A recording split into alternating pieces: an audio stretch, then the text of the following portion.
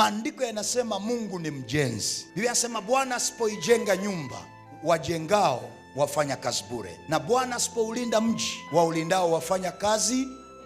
Kwa maana yake Mungu ni mjenzi, na kama yeye ni mjenzi, Biblia inasema yeye ni Alfa na Omega. Akianza jambo lazima likamilishe. Ninawaombea wote, na wewe unayenisikiliza, ikiwa una project ya ujenzi ambayo umekuwa nayo years, miaka na miaka, leo nimekuombea kama mtumishi wa Bwana, Mungu afungue milango ya kiuchumi, afungue milango ya kifedha, na akupe upako wa Alfa na Omega mwaka huu, hiyo project ikakamilike kwa jina la Yesu. Nimekuombea, milango ya uchumi itafunguka kwa ajili yako, na Mungu atakupa divine speed, na huo ujenzi mwaka huu utaukamilisha katika jina la Yesu Kristo wa Nazareth.